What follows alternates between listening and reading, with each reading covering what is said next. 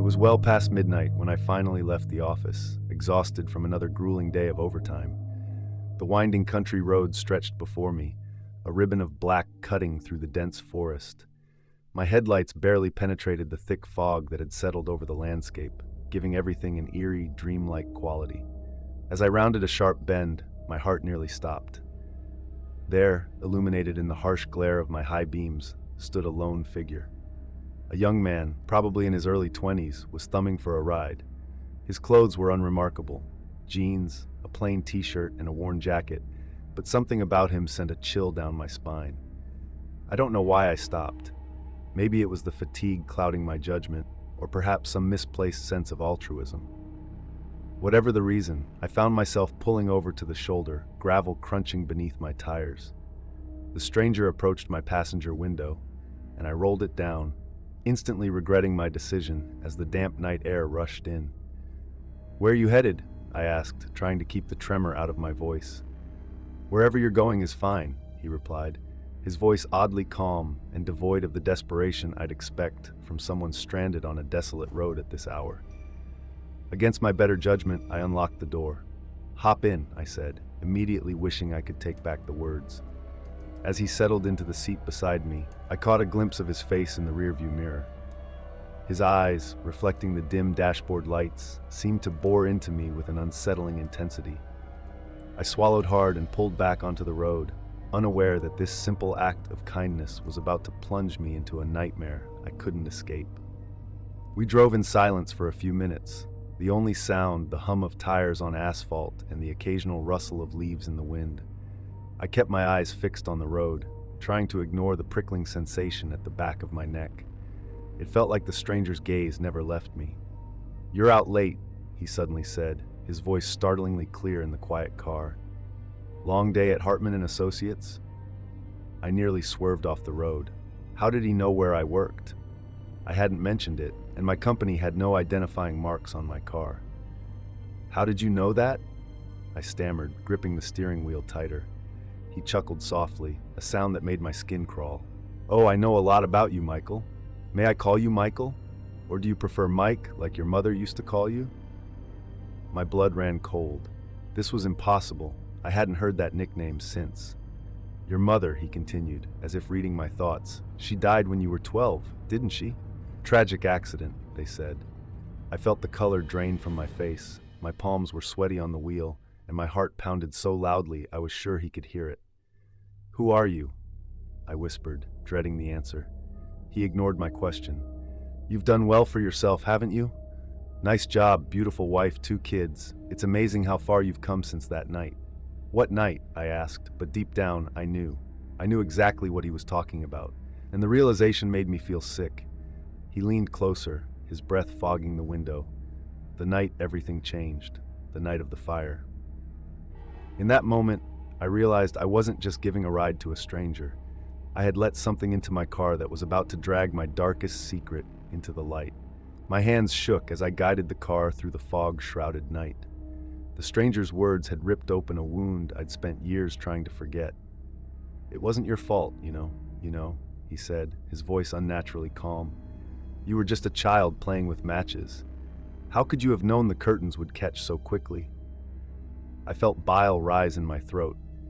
No one knew about that night, not even my wife.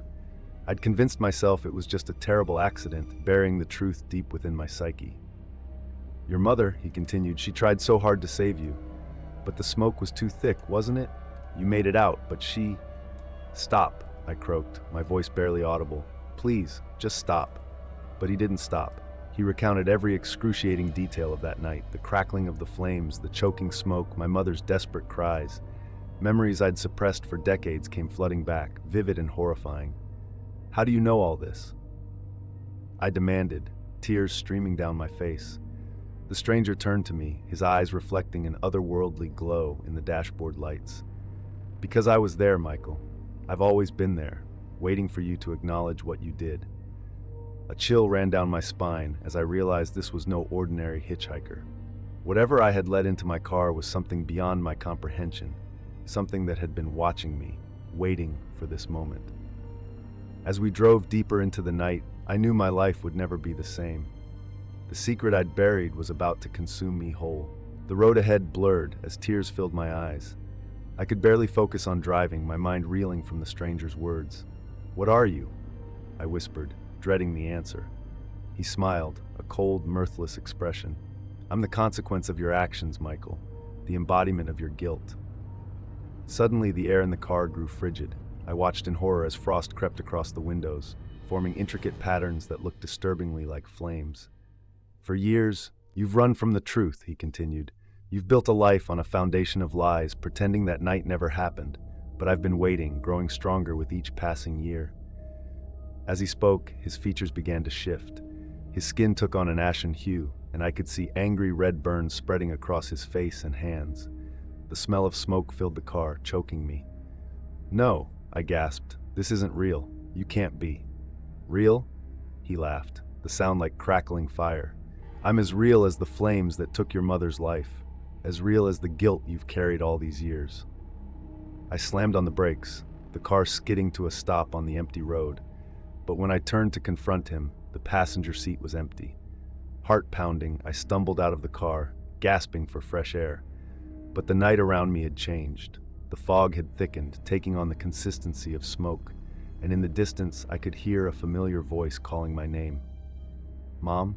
I whispered, my blood running cold as I realized this nightmare was far from over. My legs moved of their own accord, drawing me deeper into the smoke-like fog. The world around me shifted, the dark road morphing into the familiar hallway of my childhood home.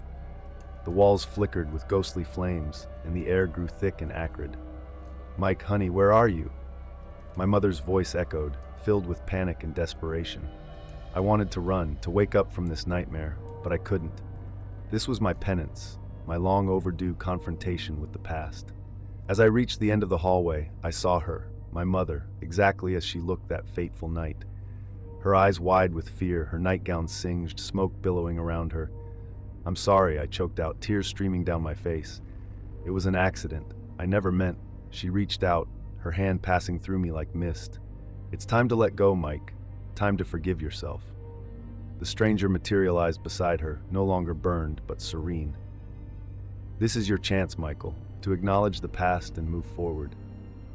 I fell to my knees, decades of suppressed guilt and grief pouring out of me. As I sobbed, the flames around us began to fade, the smoke dissipating. When I finally looked up, I was back in my car, parked on the side of the road. The stranger was gone, but a profound sense of peace remained. As I drove home, the weight I'd carried for so long felt lighter. I knew I had a lot to process, a lot to talk about with my family, but for the first time in years, I felt free. The lonely road stretched before me, but it no longer seemed foreboding. Instead, it felt like the beginning of a new journey, one of healing and acceptance.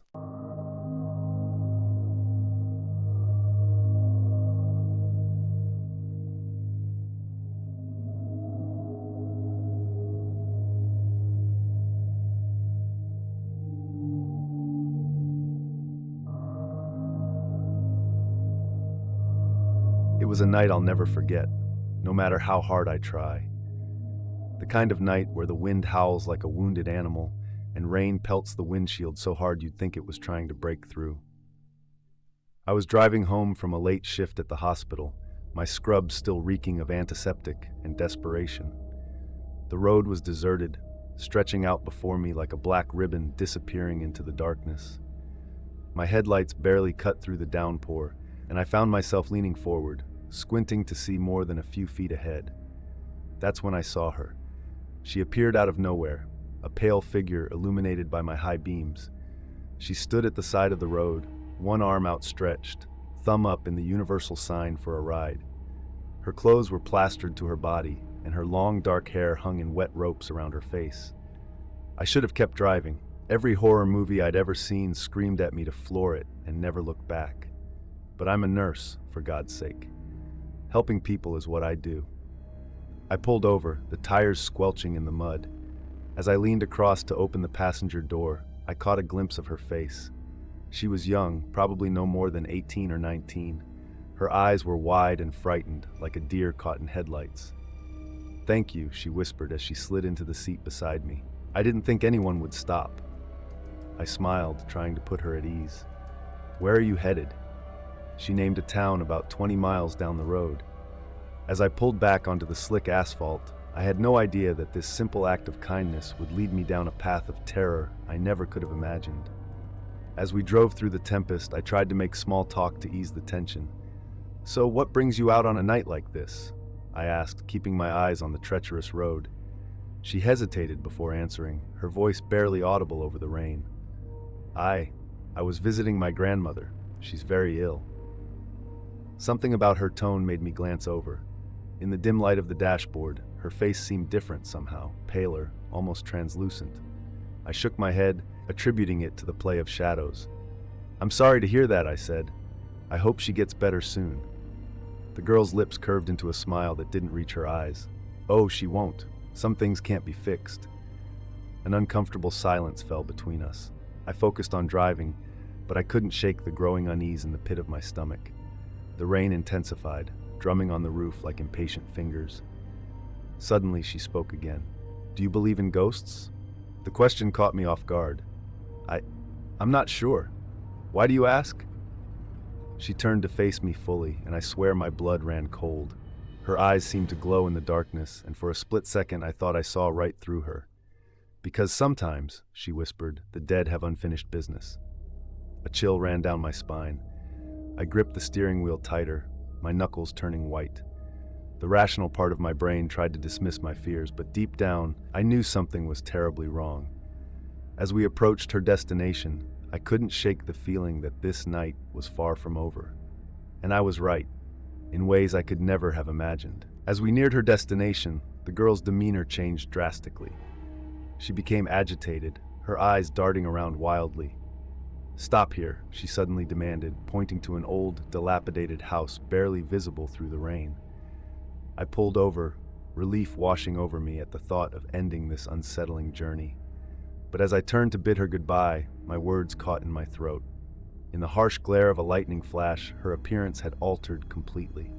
Her skin was now ashen, her eyes sunken, and her clothes looked decades old and tattered. "Thank you for the ride," she said, her voice now a hollow echo. "But I'm afraid I can't leave just yet." My heart pounded as I watched her reach into her pocket. She pulled out a worn, sepia-toned photograph and pressed it into my trembling hands. "Find her," she whispered urgently.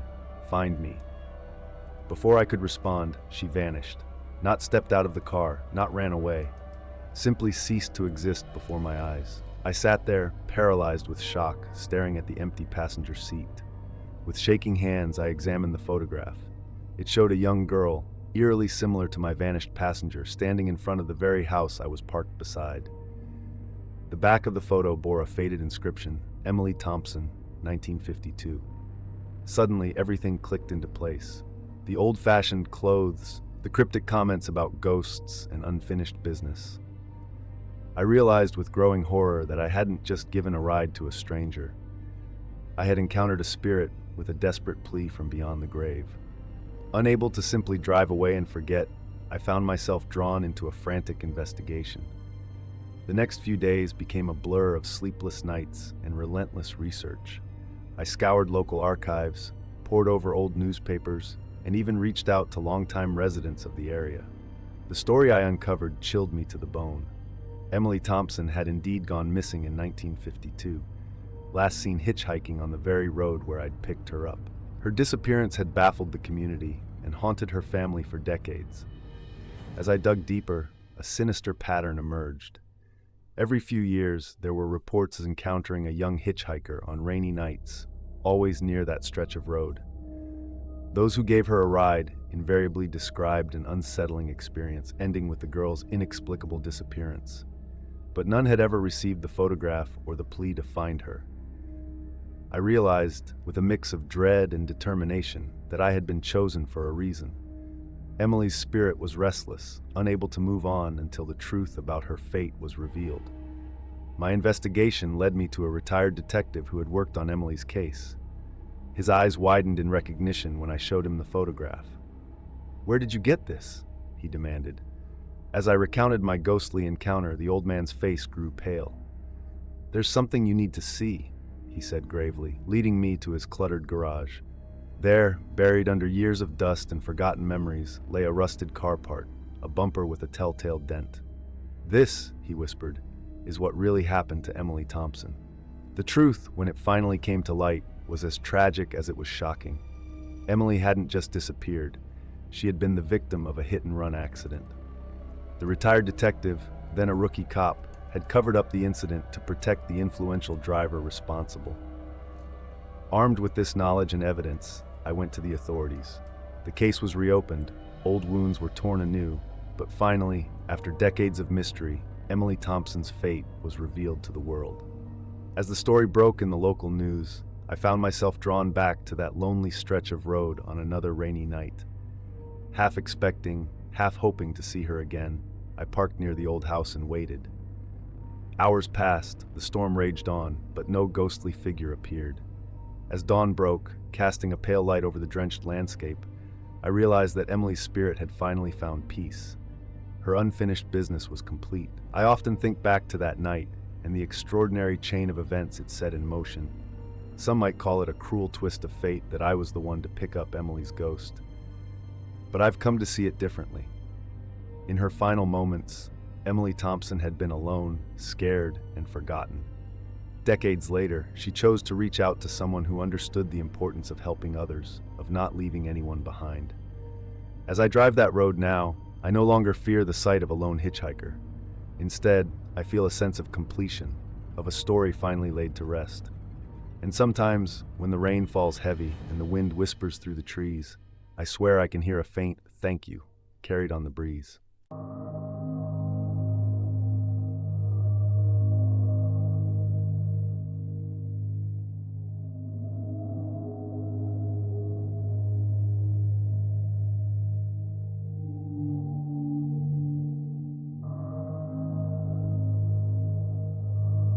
It was supposed to be the road trip of a lifetime. My three best friends and I had been planning this cross-country adventure for months. We were barely an hour into our journey when we spotted him, a lone figure on the side of the desolate highway, thumb outstretched. "Should we stop?" Jake asked from the driver's seat, his knuckles white on the steering wheel. Sarah, always the cautious one, protested, "Are you crazy? We don't know who he is." But something about the stranger's demeanor made me speak up. "Come on, guys. He looks harmless enough. Plus, it's scorching out there." As we pulled over, the hitchhiker's face lit up with a grateful smile. He introduced himself as Mike and climbed into the back seat next to me. The smell of dust and something I couldn't quite place filled the car. "Thanks for stopping," Mike said, his voice oddly smooth. "I've been out here for hours." We chatted easily as the miles rolled by. Mike was charming, full of stories about his travels. But as the sun began to set, casting long shadows across the road, I noticed something unsettling.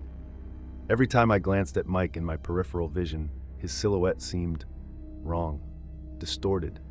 But when I turned to look directly at him, he appeared normal. I shook it off, blaming it on fatigue from the long drive. But then I caught Sarah's eye in the rearview mirror. The look of unease on her face told me she'd noticed something too. A chill ran down my spine as I realized our carefree road trip was about to take a dark turn. As night fell, an unsettling silence crept into the car. Mike's cheerful demeanor had shifted, his eyes now fixed on the road ahead. Sarah kept shooting nervous glances back at us, while Jake's knuckles were white on the steering wheel. Suddenly, our headlights flickered. Once, twice, then darkness engulfed us. Jake cursed, slamming on the brakes.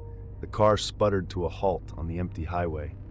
"I'll check the engine," Jake muttered, climbing out. Sarah followed, flashlight in hand. Left alone with Mike, I felt a chill creep up my spine. "Quite the predicament," he said, his voice unnaturally calm. A scream pierced the night.